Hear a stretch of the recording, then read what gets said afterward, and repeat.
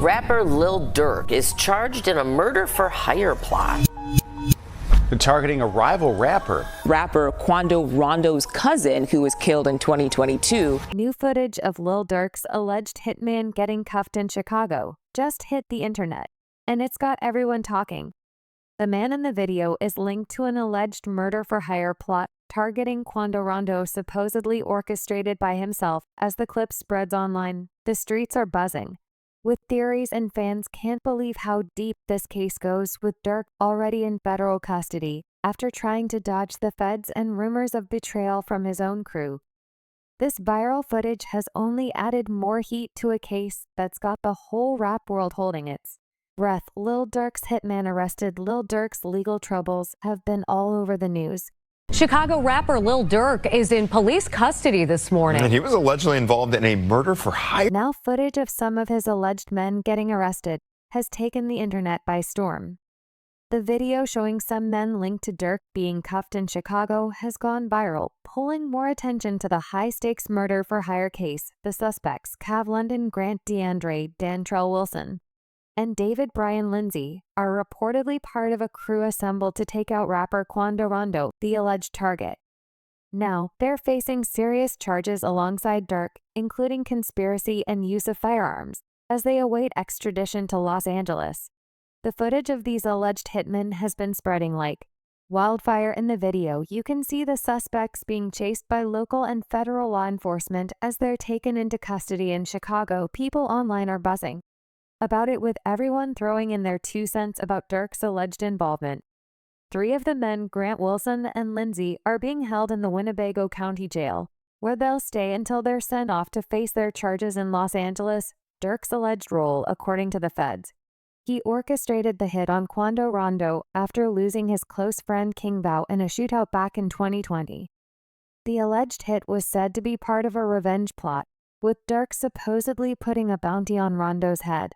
The footage doesn't just show the suspects getting arrested, it's become a symbol of just how deep these legal issues are for Durk, with fans on every social platform sharing and speculating about what's next. This story is rooted in a bitter history between Durk and Rondo dating back to the night King Von was killed. V was more than just another rapper to Durk. He was his twin, his protege, someone he was bringing up under his wing in OTF. Only the family. When Vaughn was killed in a confrontation outside an Atlanta hookah bar, allegedly by a member of Rondo's crew, the streets knew there was going to be fallout. But the feds are saying Durk took it to a whole new level, allegedly putting out a hit to settle the score.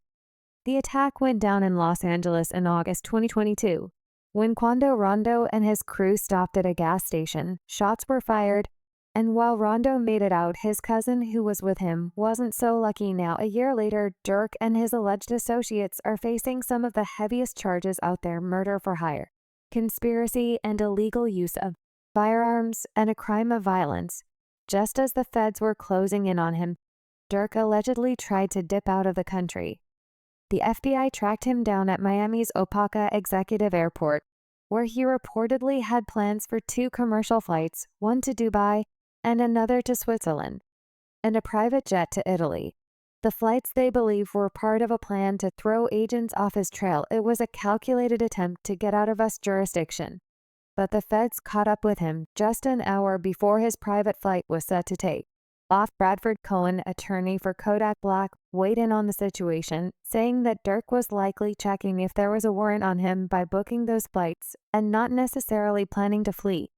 Cohen suggested that if Durk wanted to run for real, he would have picked a country like Vietnam, where extradition is difficult, but with or without intent to flee. The situation doesn't look good for Durk, and it's got fans asking why he would take such a risk if he wasn't already feeling the heat. If Durk's flight plans were more than just checking for a warrant, he could have been facing extra penalties for fleeing under US law. If you try to skip town to dodge charges, it doesn't end well. You get labeled as a fugitive, and that means harsher consequences. If you get caught fleeing, could mean more jail time, a tougher sentence if he's convicted, and a reputation that could hurt him in the long run, both in and out of court. But even if He'd made it out of the country. Extradition would have been swift. Durk's chosen destinations, Italy and Switzerland, have agreements with the U.S. that would have sent him right back to face the music. With that in mind, whether Durk's actions were a real escape attempt or not, his international travel plans just made things messy. The case isn't just about Durk and his alleged hitmen. The indictment papers mention witness intimidation, claiming that people close to the case and their families have been threatened.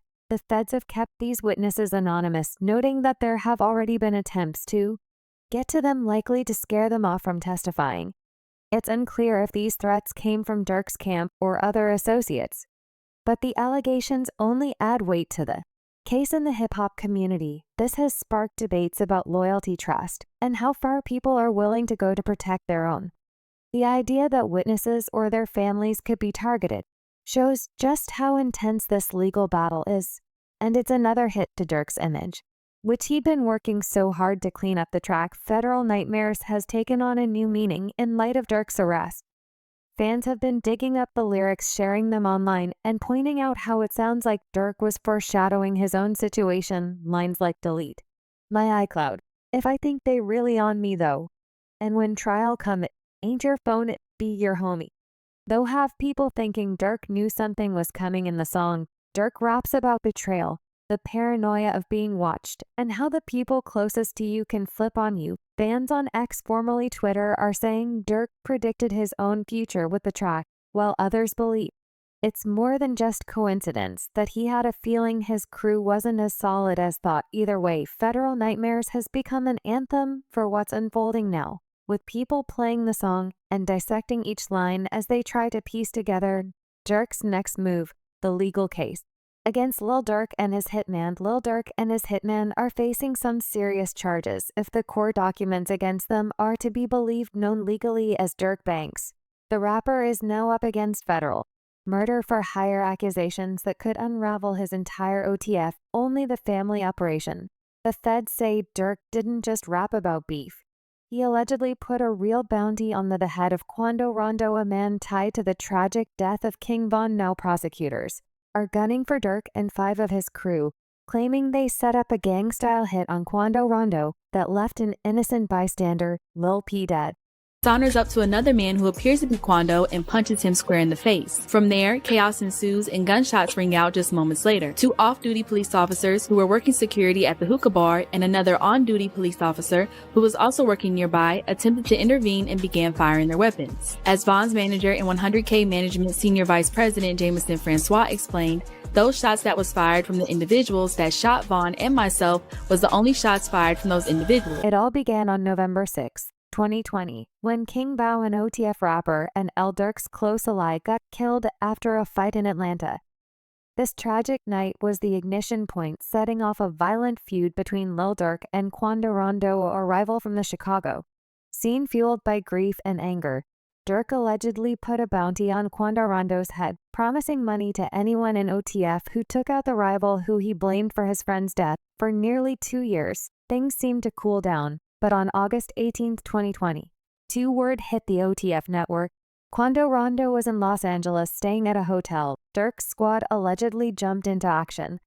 They arranged flights for OTF hitmen from Chicago to California and reportedly traveled themselves, all funded through credit cards and bank accounts linked to OTF. According to the indictment, Durk's hitmen, including DeAndre D. Wilson, Keith Flacca Jones, and Asa Boogie Houston, were well equipped and ready for business. They arrived in Los Angeles to track Quando Rondo, with Durk and OTF co-conspirators allegedly orchestrating everything. Surveillance footage, credit card records, and text messages allegedly tied Durk to every step of the operation. One particular message to an OTF member stands out, reading, "Don't book no flights under no names involved with sex," me hinting at efforts to cover tracks on the day before the murder. Durk reportedly flew out on a private jet with one of his key associates, Caven CZ Grant. Durk's entourage, disguised with ski masks, rented cars, and stocked up on firearms, including one modified to be fully automatic. By August 19, the alleged killers knew exactly where to find Quando Rondo and his cousin El Poob, who was just in the wrong place At the wrong time, security footage captured the two hitman vehicles, a white BMW and a white Infiniti, tailing Quando Rondo's black Escalade all over Los Angeles. The chase finally ended at a gas station near the Beverly Center, where Quando Rondo and LPAB stopped oblivious to what was about to go down. The Infiniti pulled up to an alley behind the station. The hitman got out, guns in hand, black masks on. In the blink of an eye, they opened fire on Quando Rondo's vehicle, striking it at least 18 times. El Pop was killed right there in the hail of bullets, while Quando Rondo, the main target, somehow managed to survive. After the shooting, Durk's team allegedly tried to disappear quickly. They grabbed a quick bite at an In-N-Out, where they were caught on surveillance, made their way to San Diego using the same credit card that had paid for their incoming flights. They booked a flight back to Chicago. It seemed like a perfect plan, clean and quiet. But the feds weren't about to let this one slide. Months of investigation led to a grand jury indictment with enough evidence to arrest 5 OTF members. The FBI managed to track Durk down and caught up with him just as he was allegedly trying to flee the country after the hitmen were taken down in Chicago. The feds got intel that Durk had booked 3 separate international flights on October 24, 2124 to Dubai, Switzerland. Italy. This desperate move, though, tipped off law enforcement, who finally arrested him before he could get away. In the eyes of the law, OTF isn't just about making music. It's a full-blown criminal outfit. Durk's image has always danced on that edge as an artist who turned his pain and street experiences into art.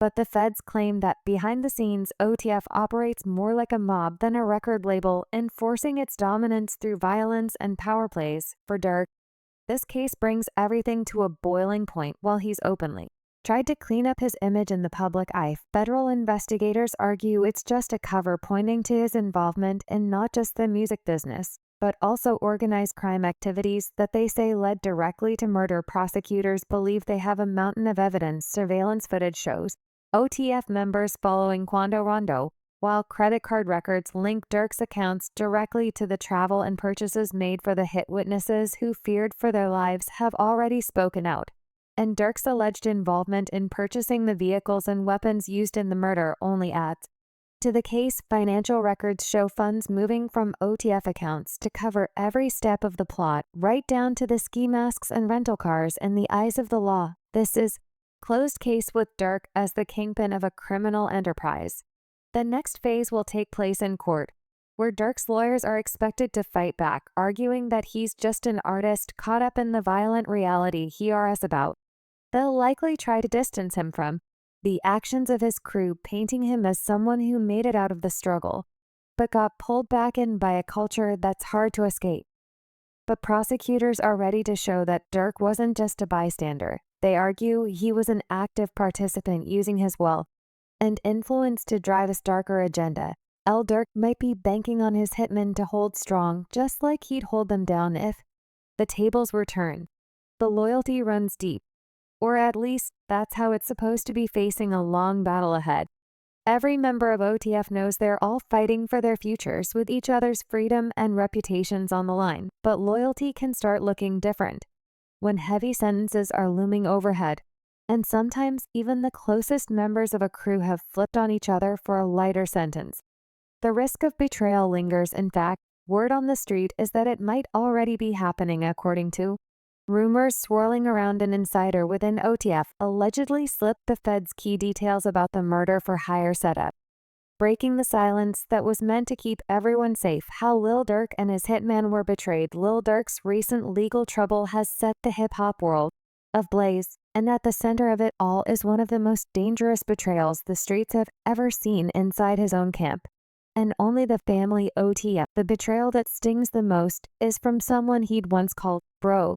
This wasn't some minor slip up, it was an inside job, with an OTF member allegedly snitching to the feds, wearing a wire for years, and helping build the murder-for-hire case against Durk. Fans were stunned, but Durk himself might have seen it coming. He'd been hinting at the distrust and paranoia in his music, dropping lines that seemed to warn of snakes in a circle. And when news broke of his attempts to flee before the cops came, Knocking it was clear Durk knew trouble was brewing, likely from one of his own. In an interview this October, 50 Cent put it straight to Durk, telling him to keep an eye on his team. The advice hit harder coming from a man who's seen it at all during a sit-down with the Breakfast Club. 50 reflected on his own experiences with entourages and the kind of betrayal Durk now faces. "We did a theme song for Power Book, for Force, the Chicago version, then I was like, yo, this is them. Just watch him, his crew," 50 said, recalling how he'd warned Durk to stay vigilant. Then 50 mentioned how Durk himself was puzzled by how easily people knew where to find him, even though he kept his location private. When you said that to Durk, what was his response to you? He said, "You know what? He said somebody just came in my house. How do they know exactly what the address is? I don't give my address to nobody." Looking back now, those words feel like foreshadowing. But what no one expected was that the betrayal would come from someone as close as OTF Jam. An old school OTF member and one-time friend of Durk's. Word on the street is that Jam had been working undercover for the feds, gathering information and playing the role of informant right under Durk's nose. Fans were floored. But for Durk, this betrayal hits a personal note. Jam was like family, a day one homie Durk used to make music for back when he was still finding his voice. Now, Jam's cooperation with law enforcement has laid a dangerous path for Durk, connecting him directly to the murder for H plot targeting Rondo, whose real name is Taquan Bowman. Durk and Jam go way back from Durk's early days in Chicago's drill scene. Jam was a fixture in the OTF circle, one of the people Durk made music for back before the fame and the money. In a resurfaced interview, Jam even reminisced on those old days, talking about how Durk's music motivated him during a 12-year prison sentence he served for attempted murder that was brought back before the fame and the money. "He made a way for me to be straight," Jam said. He spoke like a loyal friend, someone who'd been through the struggle with Durk. But somewhere along the way, things changed. According to the rumors, Jam flipped, and he's been working with the Fed since his release in 2022. He allegedly wore a wire, recorded conversations, and fed authorities everything they needed to build a case against Durk and OTF. DJ Vlad and Wack 100 recently discussed Jam's transformation on Vlad's show, where Wack mentioned that after 12 years behind bars, Jam came out to a warm welcome, even getting $50,000 in new car from Durk himself. Like, you know what I'm saying? He said, Jam, get out that jam, I'll give him 50, he ain't got to ask again, bro. Like, you know what I'm saying? He ain't got to ask shit, bro. He said he gave you 50, bro. You know what I'm saying? But soon after, he was allegedly back in trouble and decided to cooperate. Instead of doing more time, Wack put it bluntly. He did 12 years, got out, interviewed, said he kept it real. But eventually he flipped. This story has sent shock waves through the hip-hop world, with fans and artists alike questioning the lines between loyalty, survival, and betrayal. Jam alleged cooperation puts OTF in a precarious spot. Loyalty is supposed to be the backbone of the crew, but the FBI's investigation has turned everything on its head. Trench's News, speaking with DJ Academics, claimed that Jam had been collecting intel on Durk for years, capturing conversations and details that painted a grim picture of aughts underground operations. Academics even hinted that Jam's baby mama had reached out to Durk for a lawyer, and when Durk allegedly brushed it off, tensions escalated. Trenches confirmed it, saying, "That's facts in the world of gangs and crime. Ignoring a call for help can turn allies into enemies fast." This wasn't just about loyalty, though it was about power. Trenches talked about the dynamics within OTF, explaining how crew members expect financial support, especially if they're the ones getting their hands dirty. If you participate in a crime, you got to feed the killers, man. You got to feed them all, Trenches said. For someone like Jam, who reportedly did Durk's dirty work and expected to be taking care of, the feeling of betrayal may have been mutual. This twisted web of expectations, loyalty, and survival now has Durk in the crossfire of a federal case. While fans were shocked, Durk's music had been dropping hints for a while. He'd rapped about the risk of betrayal, the paranoia of not knowing who to trust, and the threats lurking in his own circle. Looking back now, his lyrics sound like a warning to himself. Even his attempt to flee before the cops closed in hinted that he'd been expecting this betrayal, likely suspecting an insider was feeding information to the feds. Durk might have had the streets in his corner, but inside his own crew, it turns out there was a mole, and he felt the heat closing in long before the indictment hit, adding fuel to the fire. Chicago rapper King Yella has come forward claiming that he heard Jam himself implicate Durk in the murder of Bowman's cousin LPB, an alleged retaliation hit for King Von's death.